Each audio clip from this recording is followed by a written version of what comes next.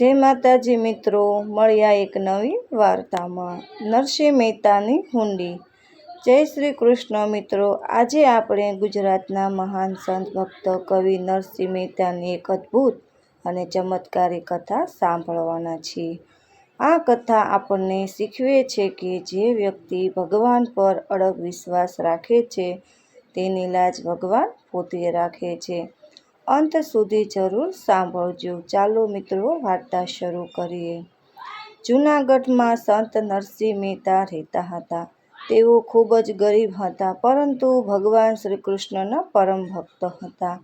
તેમના દિવસ રાત ભજન, કીર્તન અને ભગવાનના નામ સ્મરણમાં પસાર થતા. ઘરમાં ધનની તંગી હતી, છતાં તેમના ચહેરા પર હંમેશા આનંદ રહેતો. એક દિવસ દૂરના ગામમાંથી કેટલાય વેપારીઓ દ્વારકા યાત્રા પર જવાના હતા. રસ્તામાં વધારે રૂપિયા સાથે લઈ જવું જોખમી હતું. તેથી તેણે વિચાર્યું કે કોઈ વિશ્વાસપાત્ર વ્યક્તિ પાસેથી હુંડી લખાવી લઈએ. ગામના કેટલાક લોકોએ મજાકમાં કહ્યું, જો સાચા ભગત હોય તો નરસિંહ મહેતા પાસે જાઓ, તેઓ તમને હુંડી લખી આપશે. વેપારીઓએ સીધા નરસિંહ મહેતાના ઘરે પહોંચ્યા. તેમણે વિનમ્રતાથી કહ્યું, મહેતાજી, અમને દ્વારકામાં રૂપિયા મળવાની હુંડી લખી આપો. નરસિંહ મહેતાએ એક ક્ષણ માટે આંખો બંધ કરી તેમણે મનમાં શ્રી કૃષ્ણનું સ્મરણ કર્યું. પછી કાગળ પર લખ્યું, દ્વારકાના શામળા શેઠ, કૃપા કરીને આ યાત્રાળુઓને જરૂરી રકમ ચૂકવશો.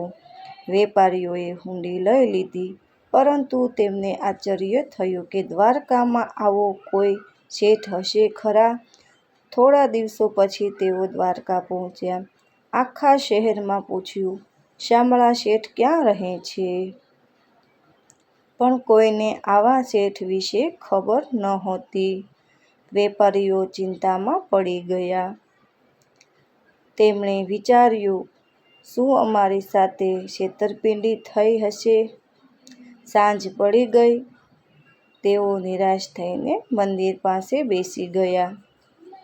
એ જ સમયે એક તેજસ્વી, સુંદર અને દિવ્ય વ્યક્તિત્વ ધરાવતા શેઠ તેમની સામે આવ્યા. તેમણે હસીને પૂછ્યું, તમારા ચહેરા પર આટલી ચિંતા કેમ? વેપારીઓએ હુંડી બતાવી. શેઠે પ્રેમથી કહ્યું, હું જ શામળા શેઠ છું. તેમણે તરત જ હુંડી મુજબની આખી રકમ વેપારીઓને આપી દીધી.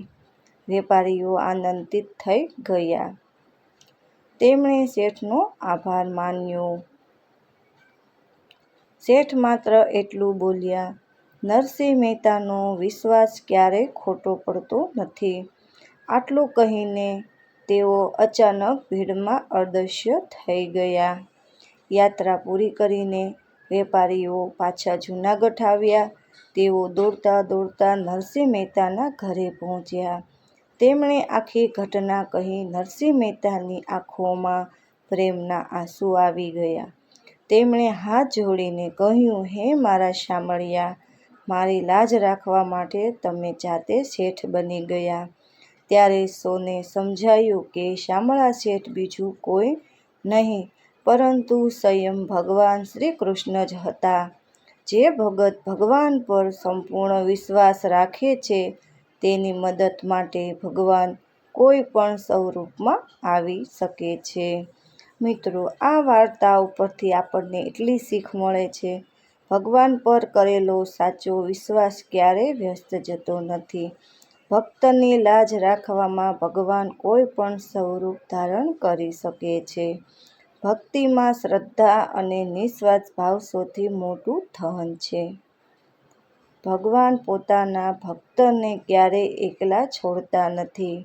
મિત્રો, નરસિંહ મહેતાની હુંડીની આ કથા આપણને શીખવે છે કે ભગવાન પર અડગ વિશ્વાસ રાખનારની મદદ ભગવાન જરૂર કરે છે. જો તમને આ કથા ગમી હોય તો કોમેન્ટમાં જય શ્રી કૃષ્ણ અને જય નરસિંહ મહેતા જરૂર લખજો. આવી જ સુંદર, ધાર્મિક અને લાગણીશીલ વાર્તાઓ માટે અમારી સાથે જોડાયેલા રહો. રાધે રાધે. મળશું એક નવી વાર્તામાં. જય માતાજી.